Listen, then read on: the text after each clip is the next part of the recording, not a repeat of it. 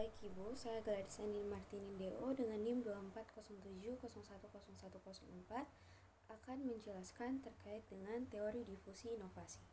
Nah, seperti yang kita ketahui bahwa inovasi merupakan suatu ide, praktik, ataupun objek yang dianggap baru oleh individu atau kelompok yang dapat tersebar melalui saluran komunikasi seperti contoh ada media massa, interpersonal, ataupun jaringan sosial. Nah, hal baru ini dapat berupa teknologi, contohnya smartphone yang sering kita gunakan, lalu ada sosial, contohnya gerakan lingkungan yang ada, dan kebijakan, contohnya pada berbagai program. Inovasi berkaitan erat dengan kelima tahapan yang harus dilalui oleh individu atau kelompok tersebut. Tahapan tersebut meliputi yang pertama ada kesadaran, lalu yang kedua ada minat, evaluasi, uji coba, dan terakhir ada adopsi.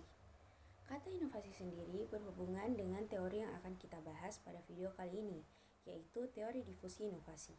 Teori difusi inovasi sendiri memiliki pengertian yaitu merupakan teori yang menjelaskan tentang bagaimana, mengapa, dan seberapa cepat suatu ide, teknologi, produk, ataupun perilaku yang baru tersebar dalam suatu kelompok sosial.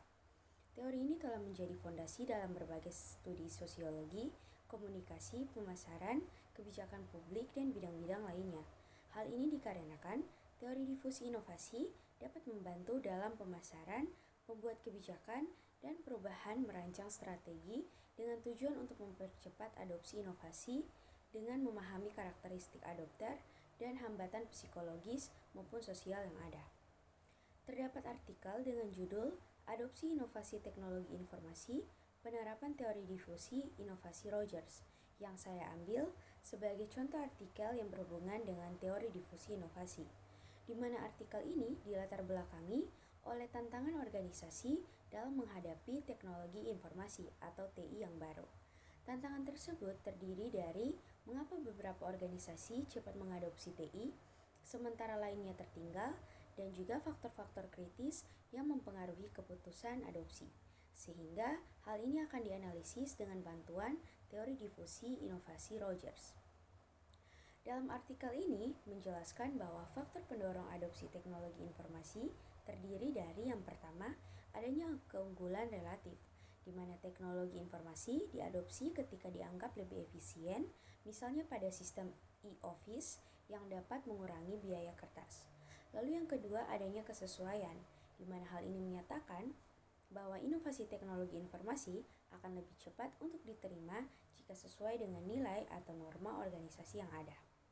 Sebaliknya, juga terdapat faktor penghambat dalam adopsi teknologi informasi. Faktor tersebut meliputi yang pertama, kompleksitas.